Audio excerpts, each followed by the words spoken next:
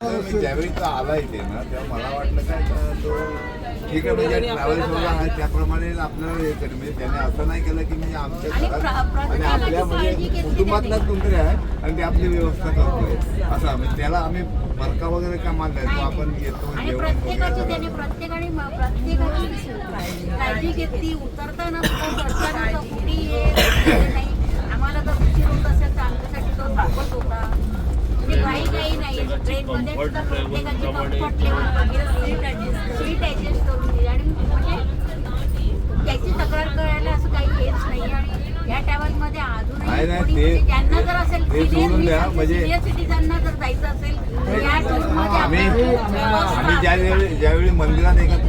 ह्याला गेलो दर्शनाला तेव्हा एक पार्टी आली होती तिकडून त्यांची मुलाखत झाली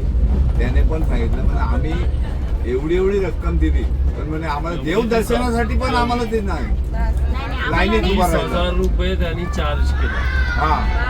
आम्हाला याने एवढं हे केलंय ना आणि आपल्या ह्याच्या घरच्यासारखं आणि त्याने काय सांगितलं की म्हणतो त्यांनी आम्हाला हे पण नाही केलं म्हणजे देव दर्शनासाठी सेपरेट लाईन लावून म्हणजे आपण आम्हाला असं वाटलं आम्ही वेगळे कोणीच नाही हा आमच्या कुटुंबातलाच आहे आणि आमचं राहिलेलं काम बाकी आहे ते कुटुंबातलाच आहे त्यांना माहिती आणि जेवण वगैरे सगळं घरगुती जेवण असतं त्याच्यामुळे म्हणजे प्रत्येक जण सिनियर सिटीजन असले की प्रत्येकाच्या पोटाचे प्रॉब्लेम असतात ते कोणालाही त्रास झाला नाही ते एक मुख्य आहे कारण काही ठिकाणी हे नाही आणि आम्हाला विचारूनच तुम्हाला काय पाहिजे कसं पाहिजे ते सुद्धा त्यांनी व्यवस्था केली म्हणजे ते वाखाणण्याजोगं आहे